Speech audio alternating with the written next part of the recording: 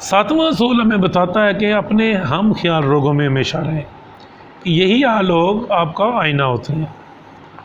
ہمارے ہم خیال لوگ اصل میں ہمارا آئینہ ہوتے ہیں کہ ان میں ہم اپنا عکس دیکھتے ہیں۔ اکیلا پن اور تنہائی دو مختلف چیزیں ہیں۔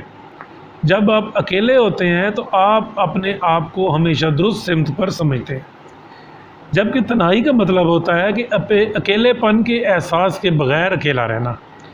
اس لیے تنہائی ہمارے لیے بہتر ہوتی ہے کہ ہمیں اپنے بارے میں سوچنے کا موقع ملتا ہے کہ آیا میں درست سمت کی طرف ہوں، یا جو میں سوچتا ہوں، یا جو میں کرتا ہوں، یا جو میں کرنے لگا ہوں، کیا وہ ٹھیک ہے، اور کیسے ہم اپنے اندر بہتری لا سکتے ہیں۔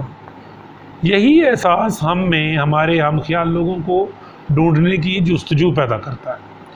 یہی ہم خیال لوگ دراصل ہمارے مددگار ہوتے ہیں اور ہمارے اندر موجود روشنی کو کھوجنے اور رائے خدا میں ہماری مدد کرنے میں ہماری مدد کرتے ہیں۔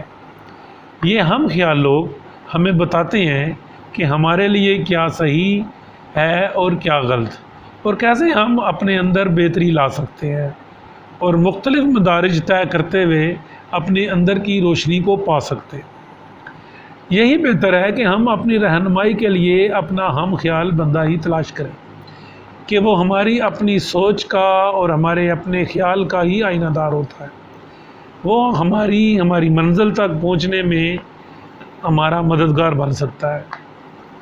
آئینے سے مراد ہے کہ اس کے وعظ و نصیحت کی روشنی میں ہم اپنا عکس دیکھتے ہیں کہ آیا ہم درست سمت میں ہیں اور کیسے ہم اپنی اصلاح کر سکتے ہیں۔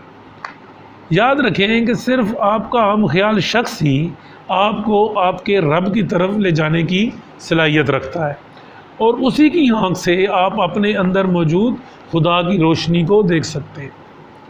محبت کا یہ اصول ہم خیال لوگوں کی اہمیت واضح کرتا ہے کہ ہمارے ہم خیال لوگوں میں رہنا کیوں ضروری ہے۔ یہ ہم خیال لوگ ہی ہوتے ہیں جو ہمارے جیسی اقدار، عقائد اور اہداف رکھتے ہیں۔